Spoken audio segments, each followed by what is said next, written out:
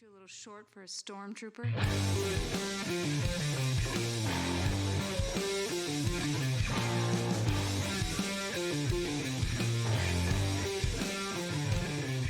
What's up, nerds? Welcome to another episode of the Multiverse Report. We are recapping the week's nerdy news from the Spider-Verse to the world between worlds and everywhere in between.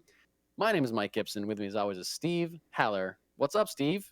Well, Mike, a lot of recording with you. lot. Because if anyone is checking things out and they haven't gone and checked out the multiverseport.com or found us on any of our social feeds or liked Or or just reviewed our scroll podcast. down in their own podcast feed. Oh, come on. What's the fun in that? We've recorded earlier today our Black Panther Wakanda Forever reactions. Spoiler alert, both of them were good.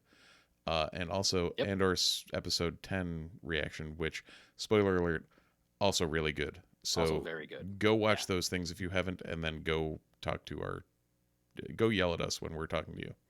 Yeah, listen to our reactions. Spoiler free, both Steve and I liked Black Panther Wakanda Forever quite a bit. I thought it was a little long. But other than that, favorable reviews. Andor continues to be the best Star Wars thing that has been made in quite some time. So you should be checking those things out. We have a lot of cool announcements and a lot of cool news to get to tonight. However, we have to start it out on quite a somber note, I have to say. This first one we should have mentioned last week, and I don't know how it slipped our minds. The great artist Kevin O'Neill passed away last week. Kevin O'Neill was known for his work on the British magazine 2000 AD, a long-running story or strip called Nemesis, the Warlock. He also worked on Green Lantern. His most prominent or most well-known work was probably collaborating with the great Alan Moore on the League of Extraordinary Gentlemen. A great comic, a very flawed film, but a great comic nonetheless. Excuse me, I'm fixing my microphone here. Sorry about if there's any noise there. So rest in peace, Kevin O'Neill. Unfortunately, that's not the last RIP we're giving out tonight. Also, Carlos Pacheco, a very influential, very legendary Spanish illustrator, worked on both Marvel and DC stuff. He died at 60 years of age this past week, lost his battle with ALS. Carlos is very well known for his work on X-Men. Huge contributor to X-Men work in the 90s. He also worked on Fantastic Four, Excalibur, Avengers, also a big chunk of Mark Waid's Flash run for DC, and a JLA, Justice League and Justice Society crossover is very well known for. And that's incredibly sad as well, because he's someone that was not... he stepped away, I think, earlier this year. I think he stepped away from drawing because of his illness. Right. Similar to when George Perez stepped away, and it was like, oh, okay. That's not great. Right.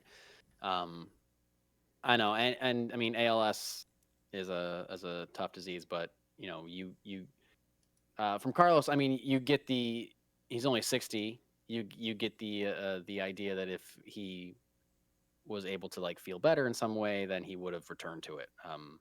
But it's a terrible tragedy. And last but not least, a gut punch to really the entire nerd community, whether you are into comics, whether you're into TV, whether you're into film. Kevin Conroy passed away this week. I'm getting emotional right now talking about it, so I'm sorry. Kevin Conroy passed away at the age of 66 from cancer. Kevin Conroy is an incredibly talented voice actor who was best known for voicing Batman in many incarnations, including Batman the Animated Series, the Justice League Animated Series, the Batman Arkham games, or most of them.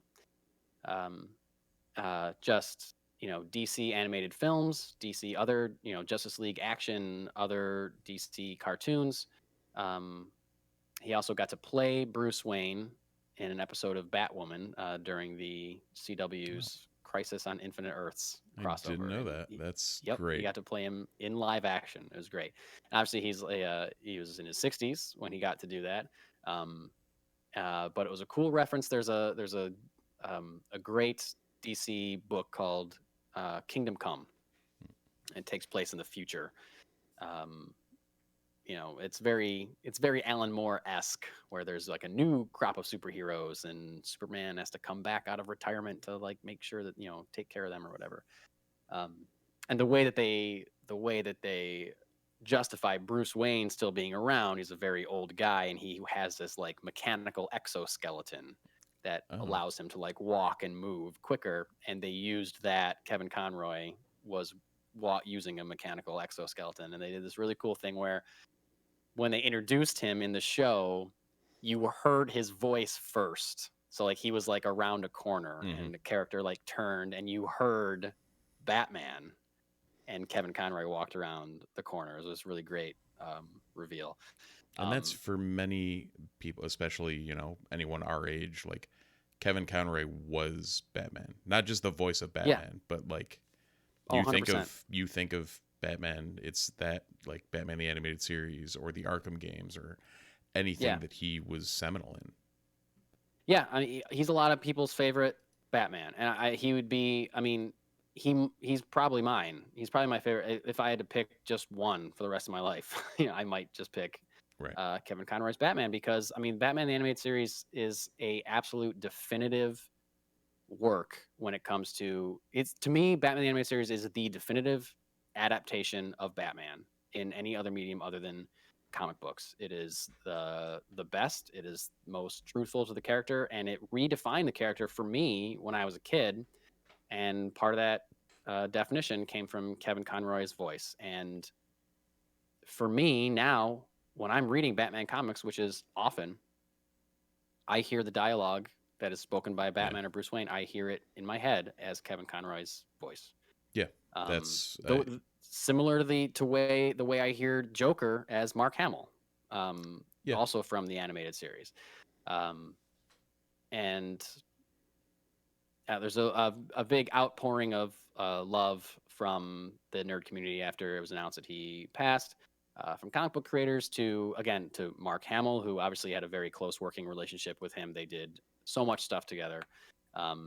Tara Strong, who is known for voicing Harley in a lot of animated adaptations, knew him very well, had a lot of wonderful things to say. So there's no shortage of tributes to Kevin Conroy out there if you're looking to read about him or his life or what people thought of him. By all accounts, he seemed to be an incredible human being, as well as a definitive Batman and a definitive voice in the nerd community. So rest in peace, Kevin Conroy. I owe you a lot. This little nerd-loving heart that I have owes you a lot. So may you rest in peace. Yeah. And you shall be missed wholeheartedly by many people. I did, of course, when we're talking about him, pull up his Wikipedia. I also didn't realize the chops he had either. Juilliard grad that like roomed with Robin Williams and worked with Kelsey Grammer and I didn't know he knew Robin Williams. Yeah, he was a roommate with him at Juilliard apparently. So established theater actor on top of his voice work. Like he was a renaissance man when it came to film. Yeah, film and TV. I remember there's a show that I absolutely adore called The Venture Brothers. And they got Kevin Conroy to do a voice in an episode or two of The Venture Brothers. And The Venture Brothers it's been around for a long time. There's only like there's like 7 seasons of it, I think. And it's because 2 guys do everything. They write everything, they direct everything, they even animate some of the stuff, and they send it to get fully animated, and they do corrective stuff. But anyway, I remember I was listening to the commentary on the episode that Kevin Conroy, and he does like a big superhero character. Excuse me. And they just talked about how they were just giddy in the recording booth, being like, "Oh my God, that sounds like Batman. Oh my God, how do we get him to sound more like Batman without asking him to just do Batman?" Like, I can't believe we're listening to Batman right now. Like, just, yeah. And I would be the same way. Oh yeah. And there's a lot of people. I also saw a lot of people on Twitter posting cameos that they had gotten. Oh, on the yeah. Cameo site. Yep. That I guess he was on that. I wish that I'd known that, or I don't know. I'm not a Cameo guy, or maybe I would have done that. But people posting cameos that they got from Kevin Conroy, and him just talking for I think you pay however money, there's no guaranteed time limit. I think maybe Right, a you pay minute. for a He's minimum. just talking for 5 minutes on I wish you luck and the world is beautiful and all these wonderful thoughts. So just all around seeming like a great guy. So again, we'll definitely be missed by the entire world. Kevin Conroy. Hamill's quote regarding working with Conroy. Yeah. When they offer me roles, I say, "Is Kevin doing it? I don't have to read the script. If he's doing it, I'm in." Wow. He just wanted to work with this guy all the time. Yeah. Yeah. And they did. They were a great pair for sure. So anyway, rest in peace, Kevin O'Neill, Carlos Pacheco, and Kevin Conroy from the Multiverse Report. Moving into some lighter, some more exciting, fun nerd news. This is I'm calling it a scoop, and it's not a scoop from the Multiverse Report. It's a scoop from another podcast called The Hot Mic. The Hot Mic is hosted by two film pundits, one by the name of John Roca, one by the name of Jeff Snyder, who we have. Jeff Snyder, someone that we have referenced on this show before. He had a lot to say about the Blade movie. He tweeted about Blade getting delayed before it was officially announced that it was getting delayed. He is someone that he's someone that I trust. He's he doesn't report rumors. He reports things that he knows enough to be confirmed, and is confident that can be confirmed. So anyway, I don't listen to this podcast all the time, but I did see him tweet something about how they had a couple big scoops that were going to be on the podcast. So I listened to this Hot Mic podcast this week. And there's two. One's coming up later in the show. This is the first one. Neither of these things have been confirmed, but because I trust this guy, and it's fun to talk about this, we're talking about it on the show tonight. And right, we can play in What If Town for a little bit here. Yeah, and you know what? If we're wrong, then it's because he's wrong. We're not wrong. Right. We're reporting. We just, it's maybe our mistake for trusting him, but it's not our fault. And I'm pretty sure. I mean, this makes a lot of sense. This is not something that's shocking at all. Right. But a scoop that Jeff Snyder dropped on the Hot Mic podcast is that Tom Holland, Spider-Man himself, has signed with the MCU for 6 more appearances in the Marvel Cinematic Universe, and this contract includes a new Spider-Man trilogy for his character, and both Avengers movies, Avengers Kang Dynasty and Avengers Secret Wars, possibly including an appearance in Daredevil Born Again, which I would love. That seemed to be more of rumor. If you listen to the podcast, he's like, I don't really know if it's going to be Daredevil. That that's just kind of a rumor, blah blah blah. But definitely a new trilogy, and both Avengers movies. I would love if Spider-Man showed up in Daredevil, though.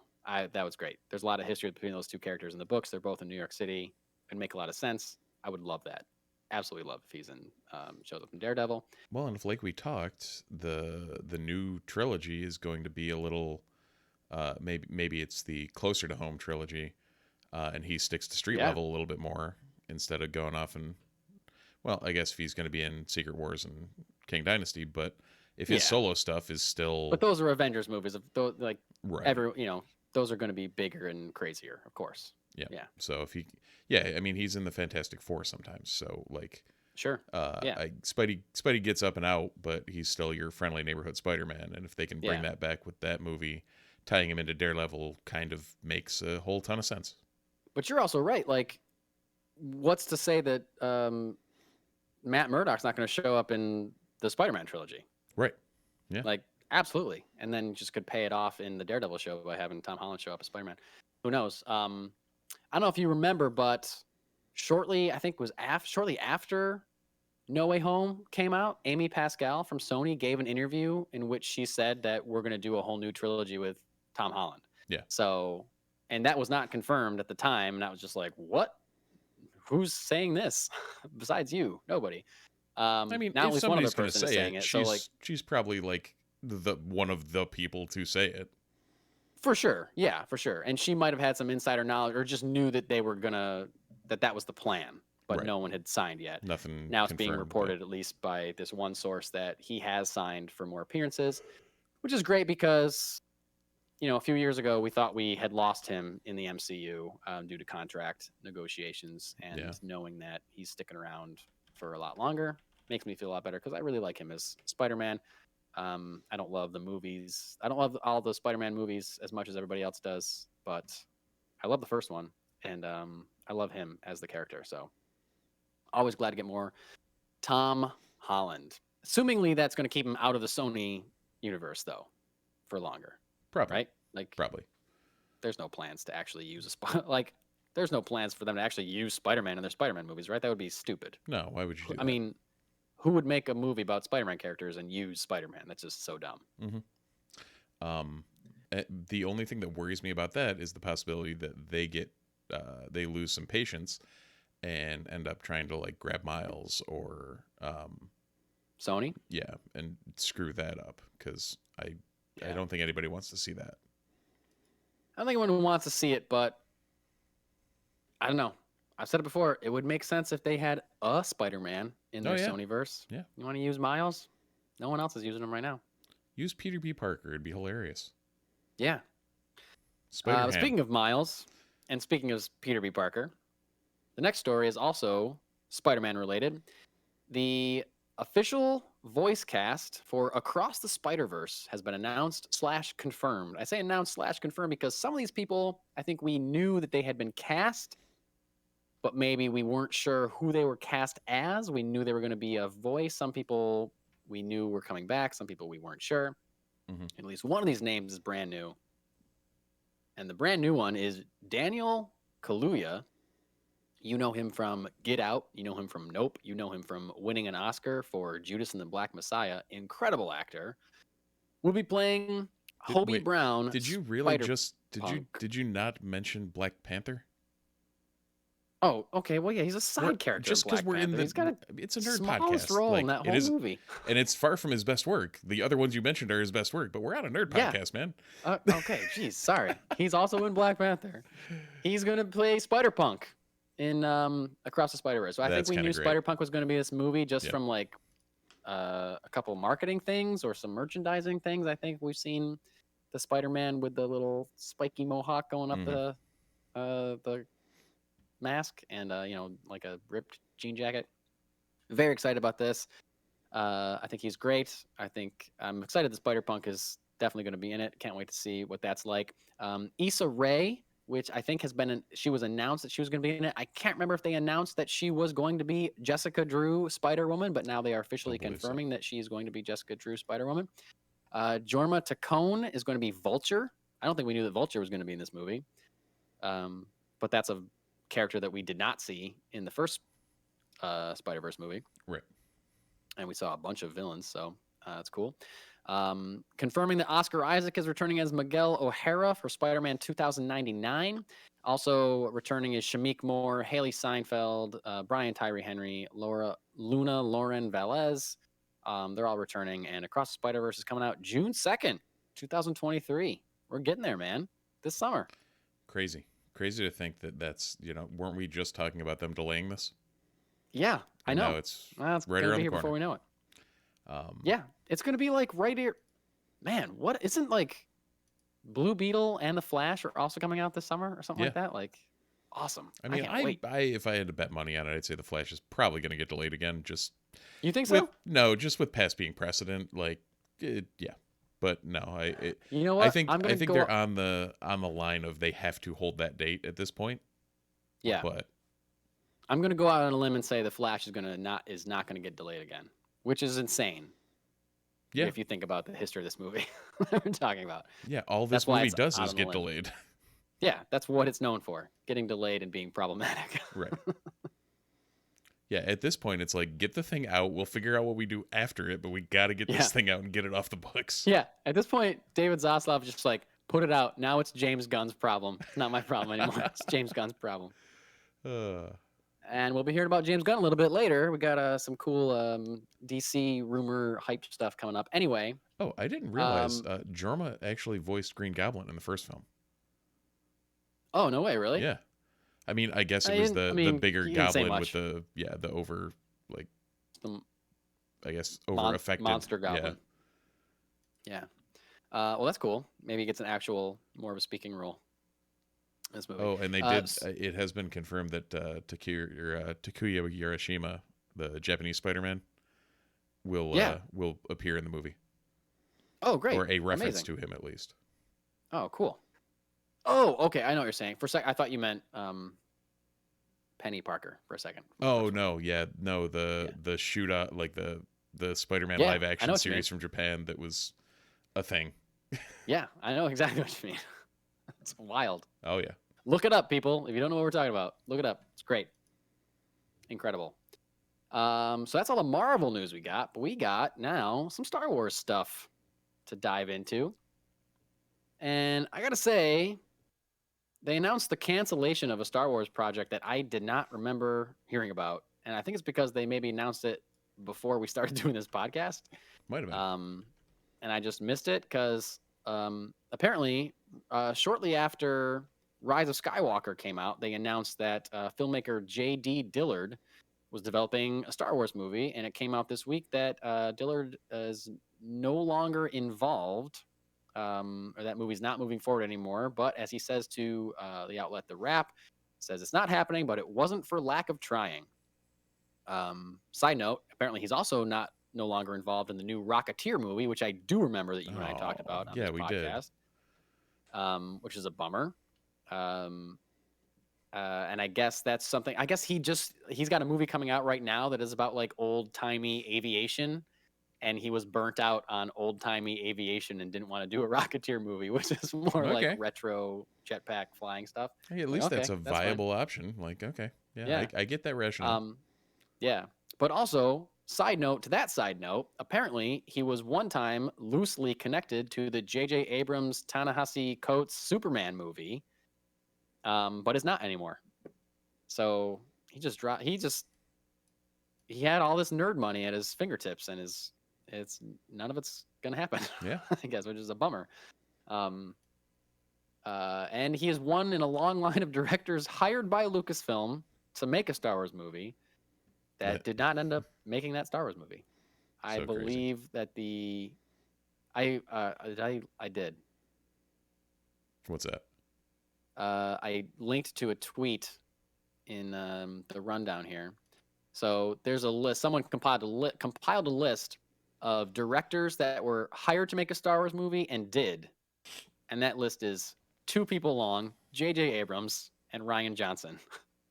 And then Okay. the list of people that were hired to make a Star Wars movie and did not complete their Star Wars movie include Gareth Edwards, who did most of Rogue One and then had to be replaced by Tony Gilroy to reshoot and rewrite a good chunk of it.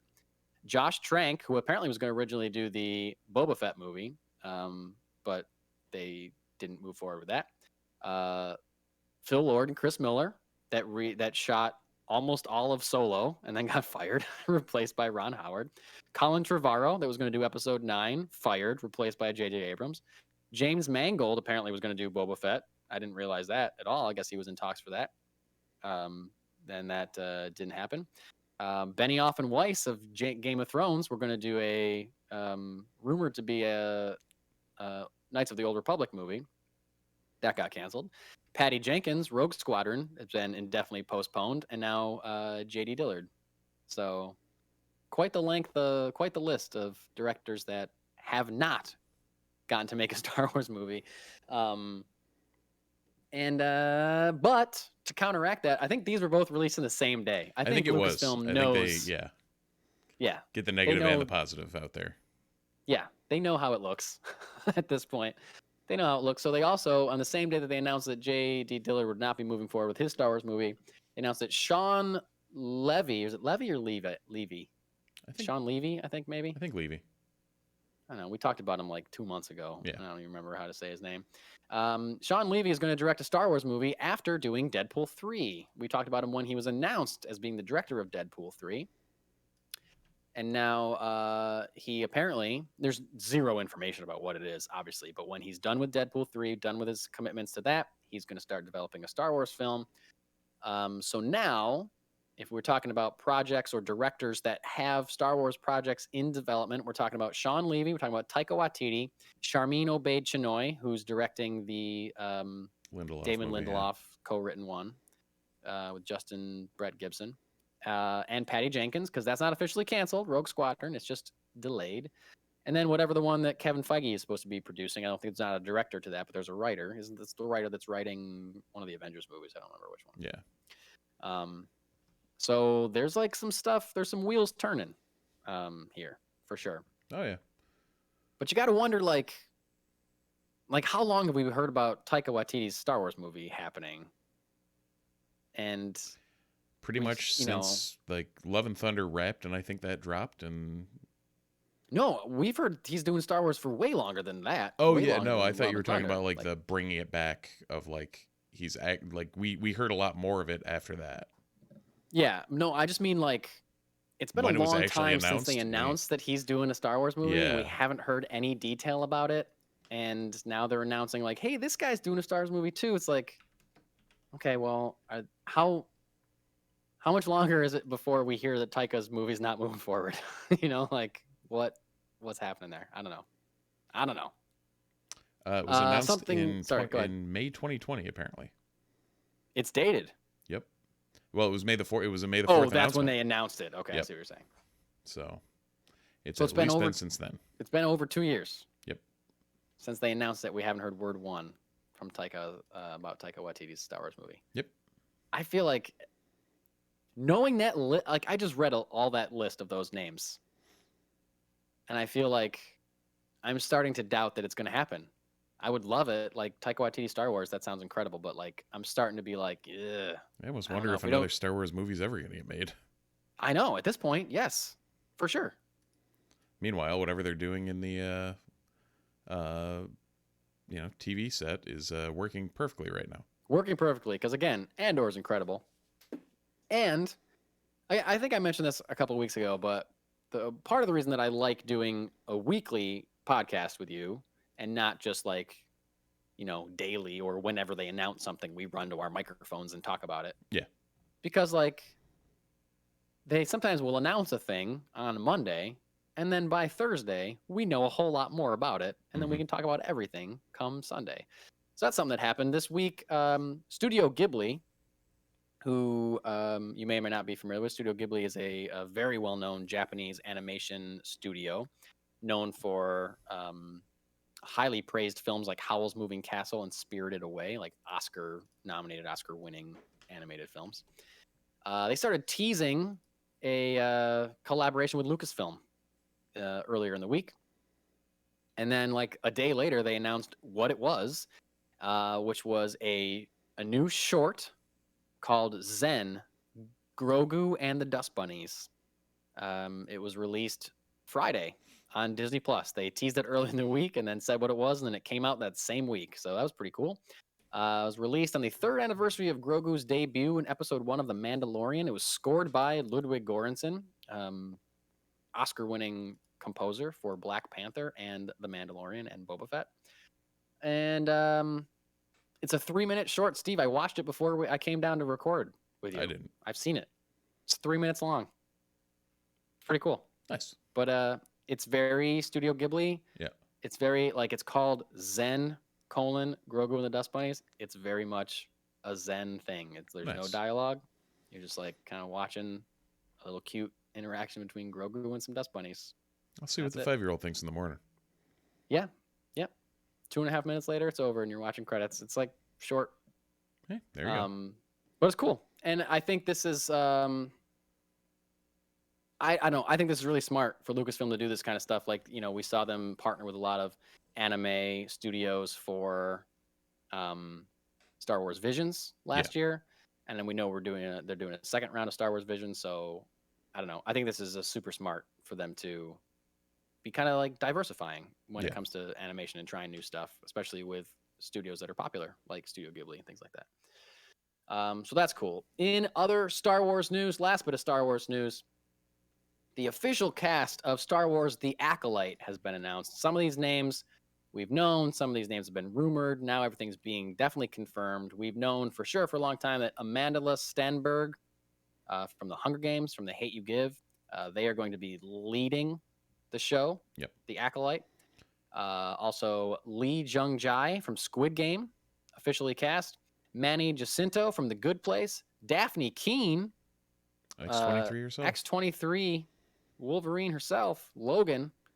Daphne Keene from Logan and His Dark Materials is going to be in it. Jodie Turner-Smith from Queen and Slim. Rebecca Henderson from Inventing Anna. Charlie Burnett from Russian Doll. Dean Charles Chapman from Game of Thrones and also 1917. And I don't think I had heard about this at all until this announcement. Carrie Ann Moss from The Matrix and Jessica Jones officially joining the cast of Star Wars The Acolyte. Hell yeah. I love Carrie Ann Moss. I think she's an incredible actress. So I am down with that for sure.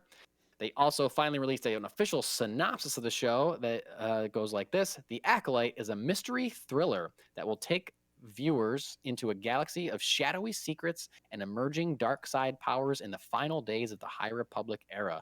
A former Padawan reunites with her Jedi Master to investigate a series of crimes, but the forces they confront are more sinister than they ever anticipated. Dun, dun, dun. It's going to be a crossover, and Mr. Sinister is going to be the villain. Oh my god. All the Disney properties all at the same time. But no. I'm down for a mystery thriller. Yeah, absolutely. For sure. That sounds great. Again, like you said, though, Star Wars kind of diversifying and getting outside the box, because that doesn't sound like anything we've seen. For sure and not. Set in an era we haven't seen. Like if they can start expanding beyond trying to make everything tie into the OT and the PT and the sequel trilogy and whatnot, that's where they're going to make their continuing ability to produce content here. Yeah. Yes. You can only tie so many things. Go ahead. You can only tie in so many things. Yeah.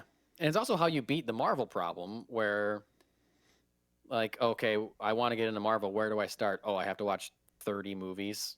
You know, like you can, literally anybody can watch Andor and not have seen any Star Wars thing ever and think it's a great show. I could find someone that doesn't like Star Wars. Yep. And show them this, and I could be like, "Hey, you should watch this show, Andor. It's just about it's a sci-fi show about a guy who gets radicalized into a rebellion against a fascist regime," and that's exactly what the show is. Right. Like the fact that in episode 5 you see a stormtrooper, whatever, doesn't matter. Like this seems like kind of thing. Like there's no way there's going to be connections to the Skywalker saga or whatever. I mean, this show is clearly going to have like Jedis and the Force in it, which Andor does not have. Right, but it'll also be, as weird as it sounds, just knowing the High Republic era, it's a very different feel and different time from what we've ever seen on screen.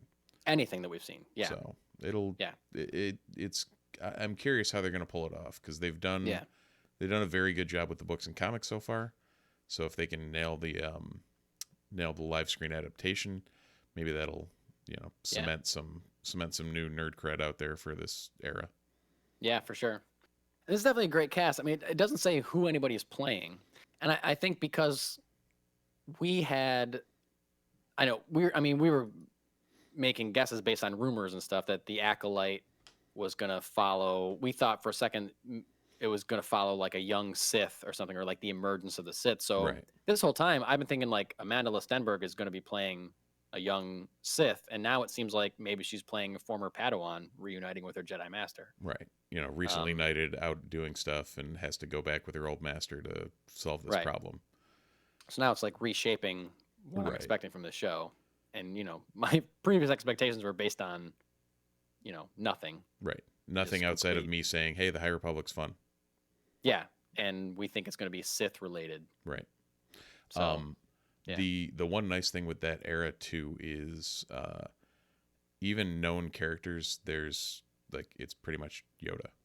And exactly. Oppo Rancisis and a couple other like long-lived masters, but for the most part, they're all like, everyone is just tertiary. Even in the comics, Yoda's a master and on the council in that, but he's not in everything. It's kind of like how we talked about the other like the old EU, where it was like you could have these books that are completely about stuff, and maybe Han walks by or something, but they're not like part of the story. Right. Yeah, and like there's no reason that Yoda has to be in this or Right. has to be a character. Like they could, but like we don't need him to be. Yeah. Who cares? Yeah. And this, compared to the stuff that's been published already, the end of the High Republic era, I think, is like 100 years after the start. So even then, a lot of this isn't going to be characters that people like me that have read it know. Sure. So right. They're in the Wild West. Yeah, exactly. Which I think is a good place for them to be. Yeah. Look at Tony Gilroy's in the Wild West, and he doesn't, like, yo, you can do whatever you want with these characters. Yeah, and he's thriving. And he's thriving, my friend. Yes. All right, so Steve has to step away for a moment, so I am going to say not Star Wars news, but Lucasfilm news. Lucasfilm news. It was announced this week that Lucasfilm will be... Sorry, I lost my notes for a second. And I'm kind of wondering where Steve is, to be honest with you. It's weird. When I'm by myself, it just doesn't feel right. I miss him. When he's gone, I miss him. Steve, where are you? Anyway. As we all know, next summer, Indiana Jones 5 comes out. We don't know the name of that movie yet.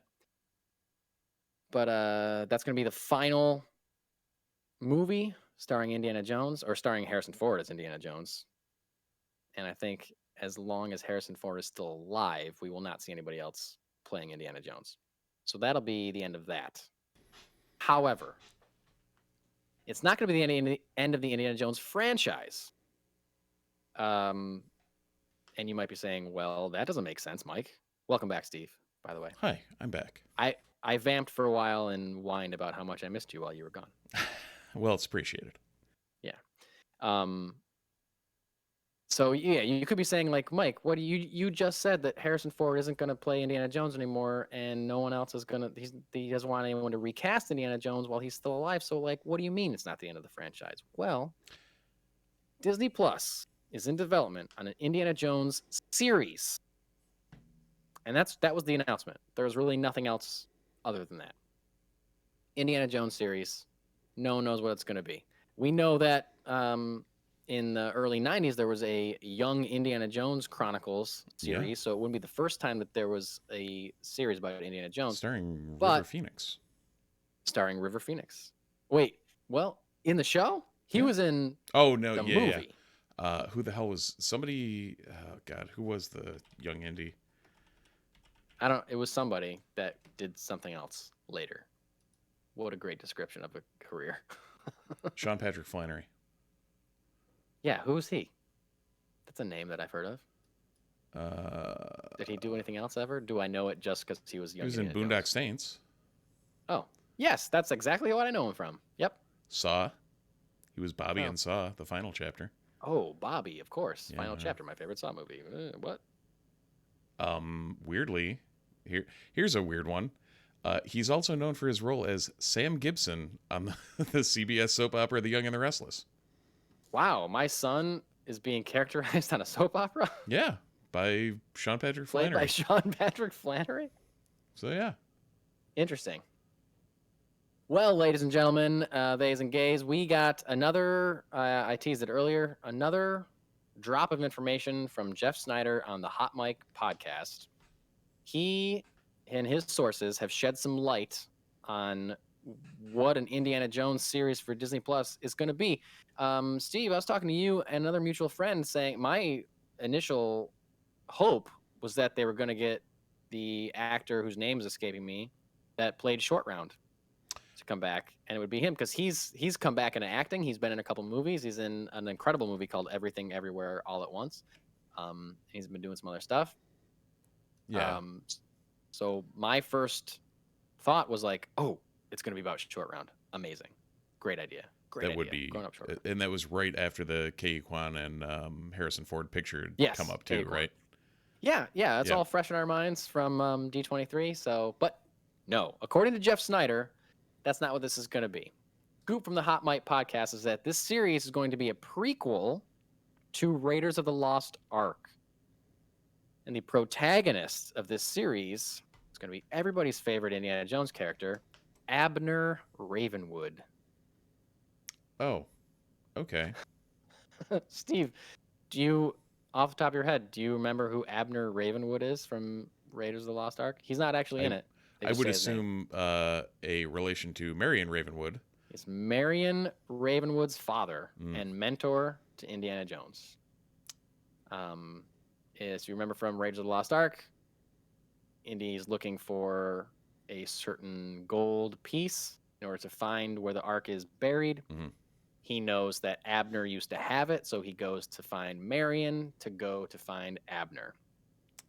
Finds out that Gotcha. Abner's dead, but Marion still has the piece, blah, blah, blah, blah. We get shed Then- some light on they had possibly an inappropriate relationship when she was too young. Let's skip over that part. Hand wave as- here. and Yeah, we're as they back kind to the of movie. brush right over that in the film too. But I think as loose as a connection that kind of is to make it an Indiana Jones thing, I doubt that it's going to be called Indiana Jones because he may only be in it tangentially. There may be a young version of him in this series. If it's going to be like Abner Ravenwood mentoring a young Indiana Jones, I think that could be cool.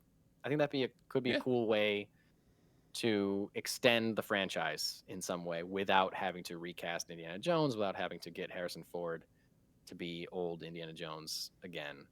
But that's it. And then you get a young Marion also. You could get like young actors maybe starting like you get that tease that romance a little bit that ends up paying off in Raiders.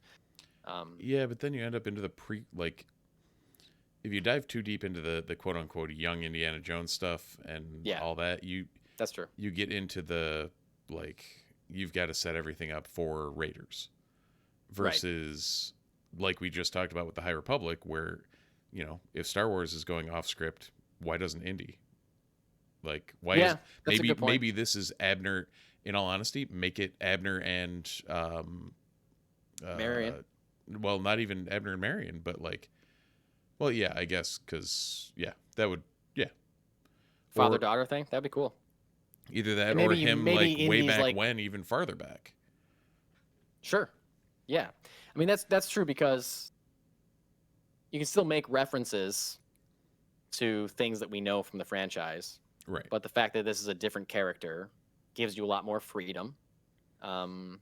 It could be Abner and someone else. It could be Abner and Marion. I think a father-daughter thing could be cool. And then maybe, the season finale, it's, you get like, oh, your new apprentice is here or whatever.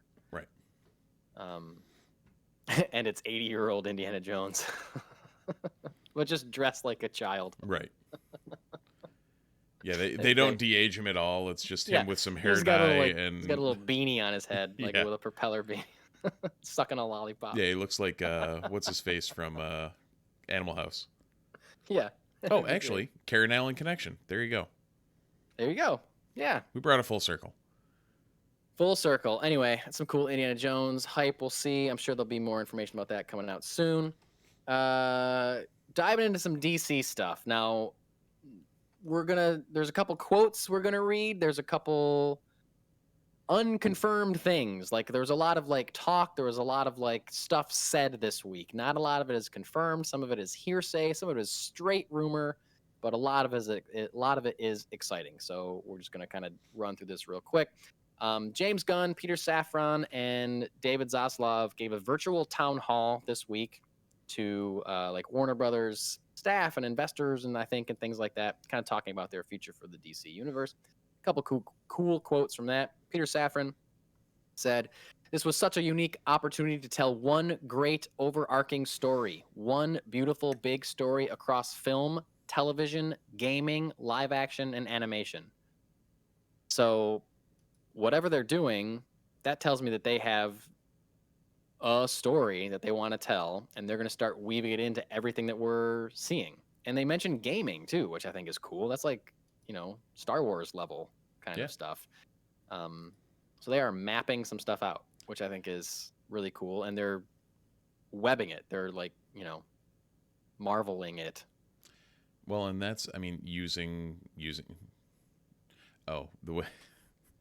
Sorry. the way you had it in the notes, you didn't have a comma between television and gaming. Yeah, So in my head, yeah. it was like television gaming, like it was some 80-year-old person talking about Yeah, video yeah, games. yeah. Oh, they're bringing it to the television or they're just talking gaming. about yeah, or they're just talking about game shows. Oh, Like yeah. It's the Bat Family Feud. yeah. Yes. Yes. So yeah, no, I mean adding gaming in there, like DC has had, they've been at the forefront of quality of games for a long time at this point. Yeah. Uh, Yeah, for sure. There's been plenty of other things that have failed on the DC front, but gaming is definitively not one of them. Sure. Yeah. Arkham At the series same- alone. Right. Yeah. Then at the same town hall, James Gunn gave a few quotes. He said, "The opportunity to make DC as great as it can be and as it should be, that is the reason why I'm doing this job, because I know that Peter and I can do that. We spent the past couple days with a group of some of the best thinkers in the industry, the best writers in the industry, starting to map out that 8 to 10 year plan of what it's going to look like in theater, in TV, in animation, across the board for these characters. Love that. Love it. They're like architects. They're designing a plot. They're thinking things out. They're not just throwing stuff together like Not just everyone else winging used to do at DC films. Like they're taking their time. They're plotting some stuff, which is great. He went on to mention that he loves obscure characters, specifically mentioning the Metal Men and Batmite. Batmite is a character that he also He's come up a wrote couple into. times here. There's a reference in Peacemaker to Oh, okay, is that Batmite what it was? existing. So I wouldn't be too surprised if a few years from now we see an actual appearance of Batmite. This is the second time that James Gunn has made it known that he loves him. But he also said, I love Superman and I love Batman. I love their interaction. I love the ways in which they are the same and the ways which they are completely different. So I think that he is showing a real understanding for these characters and a way and how they need to be portrayed differently. He just seems to really understand them more than maybe somebody that used to make a lot of DC movies understands them. Yeah. Okay. So that's all concrete stuff. Now we're getting into some like just some not hearsay, but like, you know, we're putting some pieces together. So okay. Jason Momoa recently, he posted a video of himself on his social media saying how excited he said. I just got off the phone. Saying he just got off the phone. I don't think he says that he got off the phone with James Gunn. Maybe he does. No, I don't think he says it in the video. He says, I just got off the phone, and he says, one of my absolute dream projects of all time is happening. He turns to someone in the background and goes, what day is it? He's like, it's the 6th. They're like, November 6th. Mark this down. It's November 6th, and one of the things I've wanted to happen forever is happening. This is going to be great. Then in a separate interview, he states that a project that he refers to as his dream come true is in development at DC under the watch of James Gunn and Peter Safran. The same day or the same week, day later, James Gunn joined a social media service called Mastodon. Steve, you know about Mastodon? I do. After Twitter exploded, I finally have figured out what it is. Okay, I figured out what it is. I have not joined it, but Same. For those of you that aren't on Twitter, an insane billionaire recently bought Twitter and is burning it to the ground and making it terrible, day by day. So a lot of people are joining this similar social platform called Mastodon. James Gunn joined Mastodon, and the first thing that he posted on Mastodon was a picture of Lobo, the DC character Lobo, which in a possibly previous podcast, but certainly in the internet in general, a lot of people have said that if Jason Momoa was never cast as Aquaman, damn, he would have been a great Lobo. Yeah. And admittedly, Jason Momoa, huge fan of Lobo. Huge fan. And Jason Momoa is promoting, I think, some Netflix movie or something that he's in right now. Ah. And somebody asked him about the Dream Project, and that he said, "Oh, James Gunn joined Mastodon today and posted a picture of Lobo." And he said, "Oh, did he?" He was all like weird and coy about it. And I can't remember what the interviewer asked him, but he said, "Hey, he asked him if he could say anything about the Dream project, and he said, yeah, I can't really talk about it. I think James Gunn and Peter Safran have a lot of great things going on, and I love comic books. I love DC. If you want to know my favorite comic book of all time that I own every comic book of, well, you can do your research and figure that out." He's talking about Lobo. He loves Lobo. Do you think there's a chance that Jason Momoa is going to play Aquaman and Lobo in the same universe? Do you think that's possible? I mean, Lobo would be heavy prosthetics and makeup. Yeah. So, possibly? Yeah, certainly like makeup around the eyes and different flesh tone and stuff, and like think maybe even making his hair bigger, Yeah, like, a Draxy type skin makeover and all that. Yeah. I think they could do it.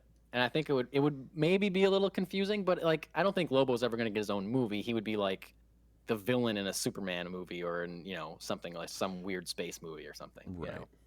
Yeah, I mean, he could. Anyway, maybe. I think it's possible. But anyway, we're just throwing that out there because those are some dots that were connected this week. And, we want to say that we said it if it comes out being true. Something else that happened this week, George Lopez, who we know is in Blue Beetle, was on a podcast talking about being in Blue Beetle. He's like Jaime Reyes' uncle. And he said the following. He said he talked about how much he loves the movie and how he got involved and blah, blah. And he said, and it's cool to be in such a, he's talking about how he's never been in such a big, IP property movie before. And he said, I think Batman's in our movie. I don't know if that's true. He seemed like he wasn't really sure. He's a comedian. Maybe he was making a joke. I don't know. But maybe Batman's going to show up in Blue Beetle. And if that's the case, what Batman are we talking about at this point? All of them. All of them, I guess. Also, a rumor out there that Andy Muschietti, coming off directing The Flash, is being rumored as being sought to direct the next Justice League film. Well, no matter what he does, it can't go as screwed up as the one he just directed. Yeah, I feel like if he comes off of a movie that's as troubled as The Flash and wants anything to do with any superhero movie, DC or Marvel again, then God bless him. And then I want him. Then I want him to do it. You know what I mean? If he liked it that much and is that big of a fan, then yes, do it. Now, this last piece, this is complete hearsay. It's complete rumor, but I think there's some basis to it. I could be completely wrong, going out on a limb. But if it's true, I'm going to be very excited. It was reported that this week, David Zaslav, CEO of Warner Brothers Discovery, famed director Christopher Nolan, and Peter Safran, producer that we know is now co-in charge of the DC films, had lunch with another famous Hollywood director. David Zaslav, again, CEO of Warner Brothers Discovery, looking to boost DC. Christopher Nolan directed all 3 Dark Knight movies. Also the producer of one Man of Steel, Superman movie, which we know now Henry Cavill's back. They're going to make a sequel to Man of Steel or just a new Superman movie starring Henry Cavill. And Peter Safran. So we're like, okay, so we got the producer of Man of Steel, we got David Zaslav, we got Peter Safran. They're all having lunch with a famous Hollywood director. What famous Hollywood director are they having lunch with, Steve? Steven damn Spielberg. Steven Spielberg. Mr. E.T. himself. Oh, wait, no, that's not his biggest blockbuster? I don't know, it's one of them. I guess that is up there in the pantheon. Is it insane? Okay, here's, you just said this, so we're going long. We're going. We've been recording and we're tired. Is it a shame that E.T. isn't talked about as much as it should be anymore? I feel like there's no sequel, there's no spin-offs, there's no merchandise. Like, that movie is, 1, incredible, and 2, was like one of the biggest movies of all time, but like no one thinks about it anymore because there's no like cultural through line. So anymore. that came up the other day in the car. I made the Elliot reference to my son, and he had zero clue what was going on. My wife's like, course. "Oh yeah, he's never even thought of that movie." Yeah, of course not. Yeah, and why would he? I used to tell my son used to ask me to tell him, like, he'd be like, "Tell me a story." Yep. And a lot of times I would just pick a movie plot and I would just tell him that story. Yep. And one that he really liked was E.T. I would tell him the story of E.T. all the time. And awesome. in various degrees of detail. Yeah. But now he's like 6. We're like getting close to. I think actually, we almost watched E.T. the other day. Right. And I don't know. It's a movie that I wanted to see for sure. But it's just interesting that like how many other kids are seeing E.T. now. I don't know. It's such a great movie. Yeah, I mean, when it came out, it was the highest grossing film of all time. Yeah. And speaking of Spielberg, only surpassed by his next major film, Jurassic Park. Or next major blockbuster, should I say. Yeah, it's weird. I'm also worried about that with Back to the Future. Because that's another like incredible trilogy. The first movie is incredible, but all 3 are really great. But then there's, they're not making sequels. And that's like a thing that I don't want a sequel necessarily, but I also don't want people to forget how great Back to the Future is. It's great. Yeah. Anyway, if Steven Spielberg is making a Superman movie, my head is going to explode in the greatest explosion that a head could have. I would lose my shit if Steven Spielberg is going to direct a Superman movie, because I think it would be incredible. I think it would be. Steven Spielberg, I mean, he's like 80, isn't he? He's like old. He is 75. But he's still making great stuff. He's still a great filmmaker. His West Side Story was really good. Like, he's never made a Superman movie, but for someone that is like so just entwined with like American cinema and filmmaking, to be given a character like Superman, who is also so entwined in American culture in general, to me, that would be a slam dunk. It'd be a slam dunk. And I mean, it's not like he hasn't shown the breadth of what he can do across any genre there is. Yeah, exactly. Like that's because he's never made a specific superhero movie, but that doesn't mean he can't do it. If he can make Jaws and then make E.T. and then make Jurassic Park and make Minority Report or whatever, and Lincoln, he can do anything. This is the guy that in the same year directed Jurassic Park and Schindler's List. Yeah, exactly. Yes. Like the highest grossing movie of all time at the time, and one of the most acclaimed movies of all time. Right. Yeah. And they're not the same movie, and they came out in the same year. Yeah. Wild. Apparently David Yates is also being rumored for Superman, but man, if they can get Spielberg, get motherfucking Spielberg, please, God. All right. That's all that. Comics coming out this week.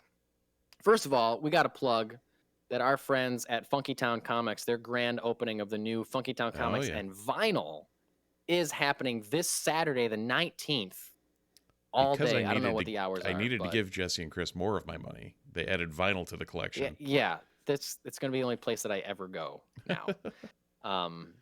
So, yes, new, same building, but different entrance, I guess. Funky Town Comics in Camillus, New York. Check out their grand reopening, I should say, this Saturday, the 19th. I will be there, at least at some point during the day. I don't know. So go check that out. Also, if you were of the people that ordered from The Static, the horror anthology that I have a story in from Band of Bards Publishing, that comes out this Wednesday. So go to your comic book store and pick it up Wednesday the 16th. I'm very excited about it. I'm supposed to get some comp copies of it. I don't know when I'm going to get those, but I'm really dying to get them. So I hope they send it to me soon because I want it. Anyway, that's happening. This week, that doesn't make sense, but whatever. Other books coming out this week in your local comic book shop include Batman, One Bad Day, Mr. Freeze. Very excited about that. I've been a big fan of the One Bad Day series so far. Can't wait for Mr. Freeze. Very complex villain. Batman Superman World's Finest, number 9. Black Adam, number 6. Blade Vampire Nation, number 1. Captain America and the Winter Soldier Special, number 1. Deceased, War of the Undead Gods, number 4. Flash, number 788. Frankenstein, New World, number 3. Gambit, number 5. That's a name I think I hadn't seen in a long time. I haven't seen a Claremont run, actually. Gambit. What's that? Claremont run. Claremont's writing that? Yeah. Chris Claremont? Oh, I've got the number 1. I didn't pick any of the rest up. I figure I'll get the 1, and then if I like it, I'll get the trade. Do you like the character of Gambit? No. Me either. Like I loved him when I was a kid. When I was a kid, I loved him because he looked cool and did a cool thing. But he's all flash and no substance to me. Right. Let me rephrase that. when he's developed right, I like the concept of Gambit. I feel like he's very misdone often. Yeah. If those words made words, but I think they made words. Yeah, I think your words make words. I appreciate that. But yeah, Anytime. Gambit's one of those characters that conceptually is great and works well off of the foil with Rogue and all that. I agree. I But- think he works as a part of an ensemble. Yeah, and that's a lot of the new X-Men run. He works best with other characters. Yeah. And when they try and dive too deep into him doing him things, it's like, it's not quite where we think it I'm should not be. really interested in anything about him Right. Personally or individually. Not at all. Anyway, I Hate Fairyland, #1, coming out this week. Immortal Red Sonja, #8. Iron Man, 25. Looney Tunes, 269. Namor the Submariner, Conquered Shores, #2. Nightwing, #98. Phantasmagoria, #3. She-Hulk, #8. Something is Killing the Children, #26. The final issue, I believe, of Something is Killing the Children. I believe so. Very sad, but also happy that I get to finally read it. I've been like waiting for this last one to catch up. Yeah. I'm just gonna burn through all of them and get it done. Star Trek Resurgence, #1. Star Wars Han Solo and Chewbacca, #7. Star Wars Hidden Empire, #1. Vampirella Mind Warp, #3. Wakanda, #2, and X-Men Red, #4. So lots of cool stuff coming out at your local comic book shop this week. And Steve, we got one shot this week. I wrote my name down next to it, but I feel like I've been talking a lot. So if you want to take this one shot, be my guest. Well, do I really? Go for it, bud. All right. James Cameron has officially said that his magnum opus Avatar series may not be as magnum and stopping after 3 movies, depending on the performance of The Way of Water. Yeah, that makes sense. Surprised? No. What's that? I said, are you Yeah. surprised? Oh, am I surprised? No, I'm not surprised at all. I think this is the first thing that's made sense that he's said about the Avatar movies since in the last 15 years. That's probably an accurate statement. And like the interview that I read when I put this on there, he literally says like, times have changed so much since I even wrote these things, and who even does anybody even give a shit anymore? Like he said that. Wow. I was like, yeah, dude, that's what everybody's asking. I don't know if anyone gives a shit anymore. Right. I just don't know. And having seen the trailer for Way of Water during Wakanda Forever, Yeah. even on the big screen in that, I'm like, this looks good. That was it. That was my thought. See, to me, it doesn't even look that good. It just looks normal to me now. Like, all movies look like that now. I don't know. I think the only noticeable difference is there wasn't even during the trailer, there wasn't as many can see they skimped there, or they screwed that. The CG was just beautiful, but it was just I'm not saying it's bad. It looks great, but right, but it's just another same thing we've been getting. It's not like unique amongst movies now, where it was 15 years ago when the first one came revolutionary out when it came out. Yeah. I know maybe it wasn't exactly 15 years. I'm just, hyperbolizing. Probably pretty close. But I mentioned earlier, well, I guess I mentioned in our Black Panther review that a mutual friend of ours also saw Black Panther.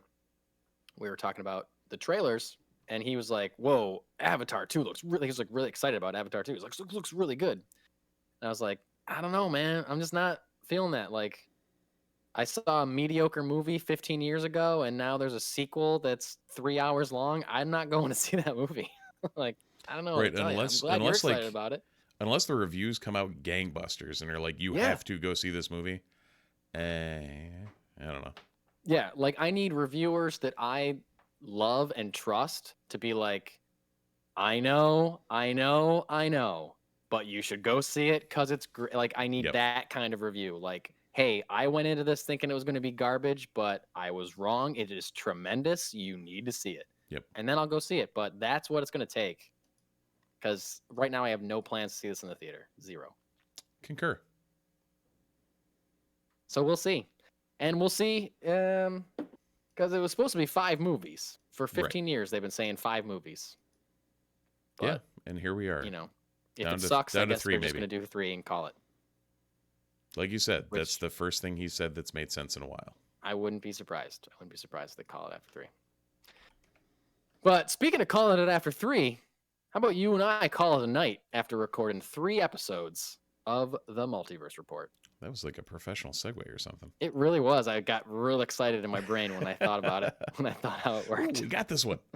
Yeah. No, it's probably a great idea. But before you leave us, please, on your podcatcher of choice, most specifically Apple Podcasts, feel free to leave us a review, leave us a verbal review. We'll read it on air even if you want us to. Oh my God, we'll read the shit out of those things. We'll say your name and everything. Yeah. You leave us a good review, we'll love you for the rest of your life.